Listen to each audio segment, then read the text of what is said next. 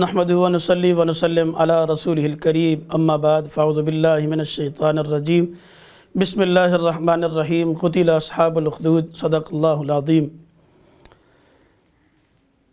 محترم ناظرین، درس قرآن.com کے خوبصورت پلیٹ فارم پر قصص القرآن کو آپ سماعت کر رہے ہیں۔ آگے بڑھنے سے پہلے میں یہ درخواست کروں گا کہ درس قرآن.com کی ویڈیوز لائک کریں، شیئر کریں اور چینل سبسکرائب کریں۔ یہ ایک بہترین صدقہ جاریہ ہے۔ محترم ناظرین، قرآن مجید کے اندر اصحاب الاخدود خندقوں والے لوگوں کا بڑا ہی خوبصورت اور دل نشین واقعہ بیان کیا گیا ہے۔ سورہ بروج کے اندر اللہ رب العالمین نے اس واقعے کو بیان کیا ہے۔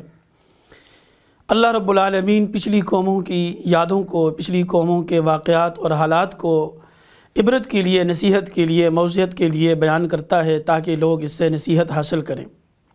مسند احمد کے اندر اور امام مسلم نے اپنی صحیح کے اندر، اسی طرح نسائی کے اندر اس واقعے کو حضرت صہیب رومی رضی اللہ تعالیٰ عنہ کی زبان سے ذکر کیا گیا ہے۔ حضرت صہیب رومی فرماتے ہیں کہ رسول اکرم صلی اللہ علیہ وسلم نے ہمارے سامنے اصحاب الاخدود کا واقعہ اس طرح سے بیان کیا کہ یہ عیسائی قوم کے اندر، یعنی مسیحیت کے اندر ہی کا واقعہ ہے۔ ایک بادشاہ ایسا گزرا ہے جس بادشاہ نے اپنے درباریوں میں ایک درباری ایسا رکھا ہوا تھا جو بہت بڑا ساحر تھا، جادوگر تھا۔ وہ امور سلطنت کے بہت سارے کام اس سے لیے جاتے تھے۔ شہر کے معاملات میں اسے ایک شہرت حاصل تھی۔ جب وہ بڑھاپے کو پہنچا، اسے اندازہ ہوا کہ قریب ہی میری موت واقع ہو جائے گی۔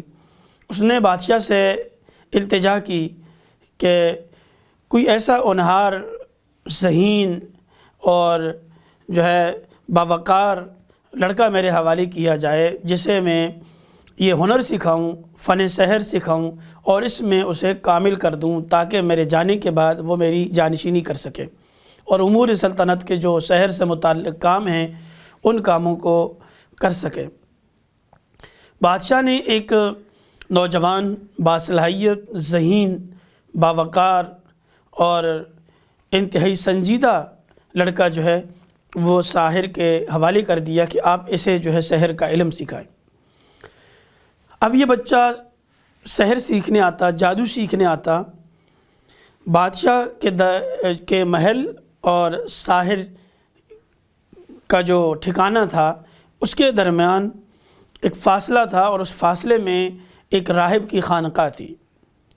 اب یہ بچہ محل سے ساحر کے پاس آتا، راستے میں اسے ایک راہب پڑتا، ایک خانقاہ دکھتی۔ جستجو ہوئی کہ اس خانقاہ کے اندر، اس عبادت گاہ کے اندر جو راہب بیٹھا ہوا ہے اس کا دین کیا ہے، اس کا طریقہ عبادت کیا ہے، وہ کیا سکھاتا ہے لوگوں کو، اس کا بھی پتہ کیا جائے۔ ایک دن یہ بچہ اپنی ذہانت کی بنا پر، اپنی جستجو اور طلب کی بنا پر اس راہب کے پاس جا پہنچا۔ جب اس نے راہب کی بات سنی، گفتگو سنی، اس کا بیان سنا، اس کے مریدوں کو دیکھا، اس کے طریقہ عبادت کو دیکھا تو متاثر ہوئے بغیر نہ رہ سکا۔ سمجھا کہ طریقہ عبادت اس کا بہت بہتر ہے۔ یوں زیادہ وقت دینے لگا اور وقت دینے کی وجہ سے اسے ساحر کے پاس پہنچنے میں تاخیر ہونے لگی۔ ایک دن اس نے راہب سے کہا کہ چونکہ میں روزانہ آپ کے پاس آتا ہوں اور وقت بھی دیتا ہوں، لیکن مجھے اندیشہ ہے کسی دن مجھے ساحر جو ہے وہ روک لے گا، مجھ سے پوچھے گا کہ وقت کہاں خرچ کر رہے ہو، تاخیر سے روزانہ آ رہے ہو، تو اس پر میں کیا جواب دوں۔ اس راہب نے اسے یہ بات سکھائی اور بتلائی کہ آپ ایسا کرنا کہ اس بات کو گول مول کر دینا، یعنی گول مول جواب دے دینا۔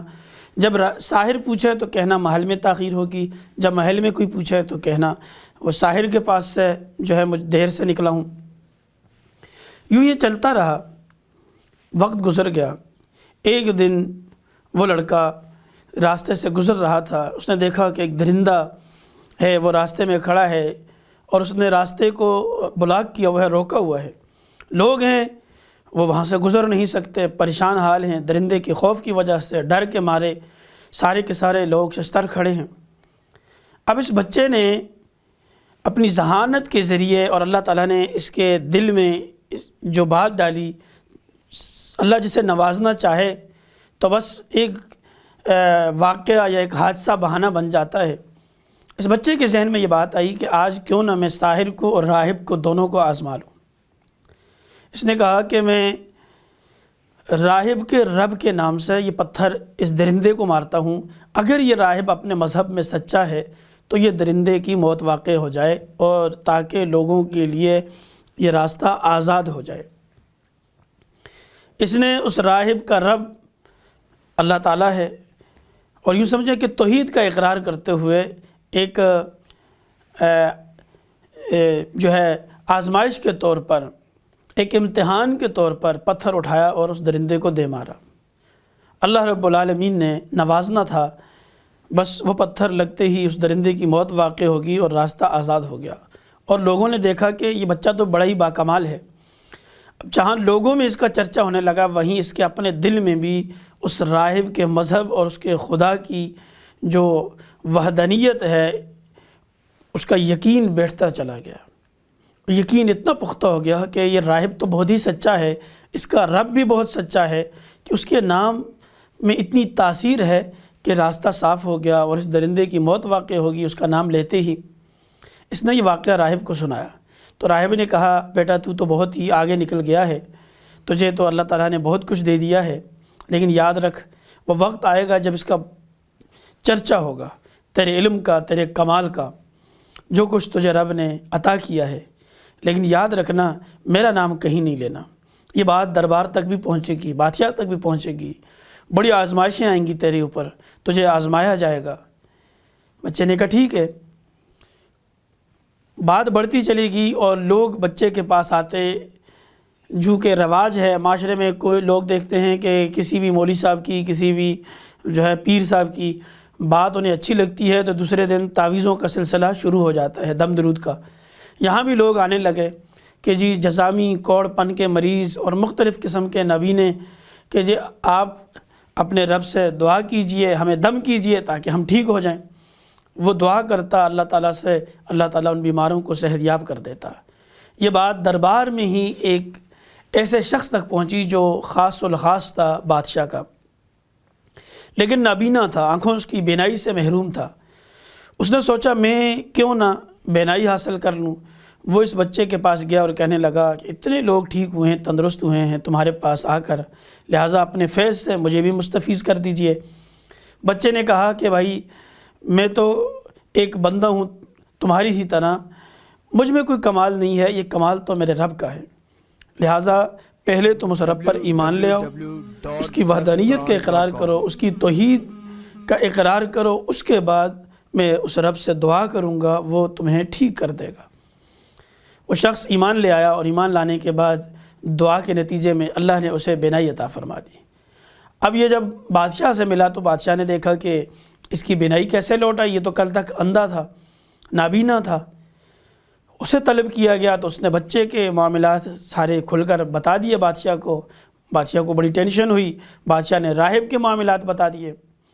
اب معاملات بڑھتے گئے اور بادشاہ کو بڑا خوف ہوا کہ لوگوں کا رب تو میں ہوں، یہ کون ہے، کون سا رب ہے جو انہوں نے بنا رکھا ہے اور جس کے ذریعے سے لوگوں کے کام جو ہو رہے ہیں، کہیں ایسا نہ ہو میری بادشاہت کو خطرہ لاحق ہو جائے۔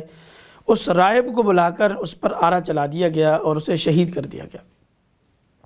اس کی شہادت کے بعد اس بچے پر زور ڈالا گیا کہ وہ بادشاہ کے دین پر آ جائے، جو توحید پرستی ہے اسے چھوڑ دے۔ بچہ نہ مانا۔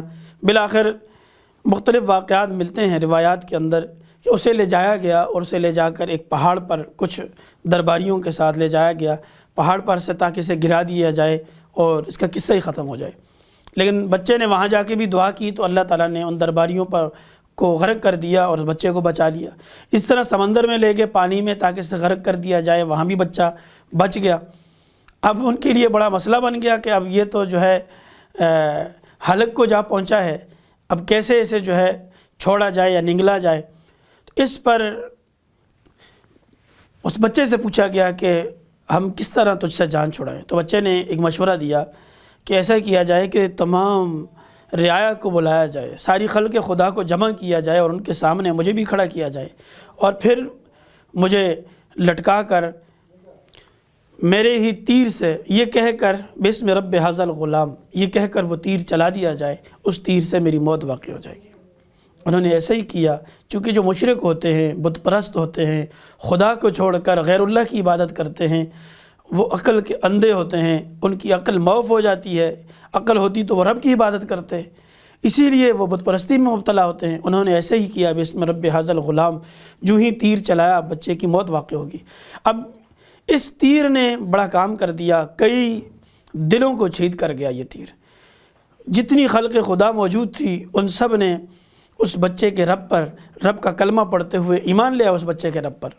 انہوں نے بھی توحید کا اقرار کر دیا کہ یہ بچہ اتنا با کمال ہے، اس کا رب کتنا بڑا کمال والا رب ہے کہ اس بچے کو موت بھی واقع ہوئی تو اس کے رب کی مرضی سے ہوئی، وگرنہ پورا زور بادشاہ نے لگایا، اس کی طاقت، اس کی حکومت ایک طرف رہی، لیکن اس بچے کو کوئی نقصان نہیں پہنچا سکی۔ یوں سارے کے سارے لوگ مسلمان ہو گئے۔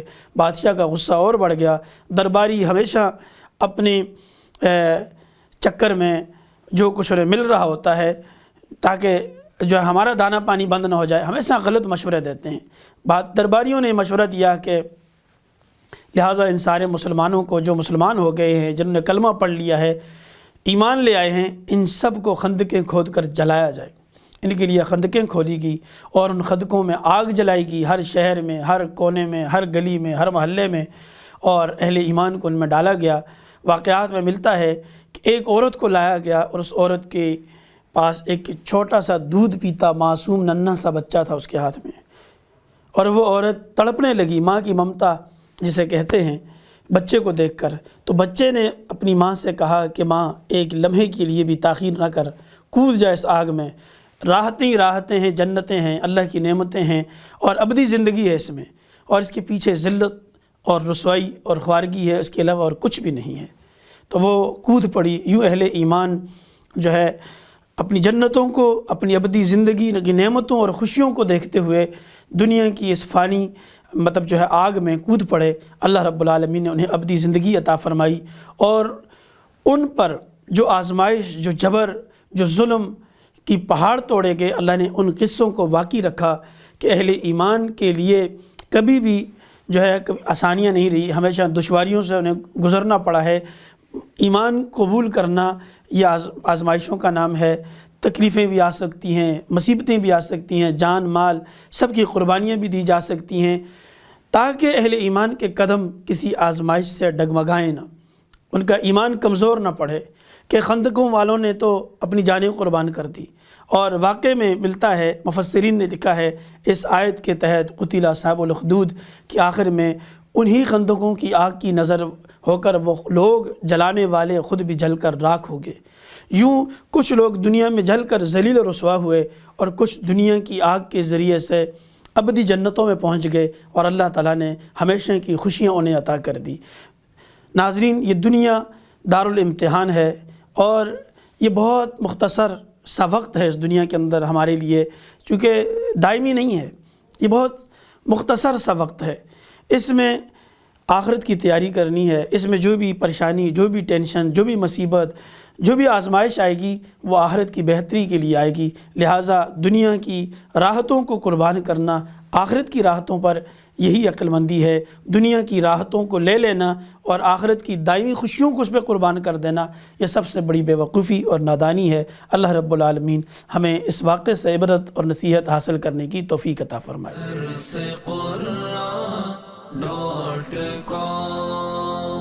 www.darsequran.com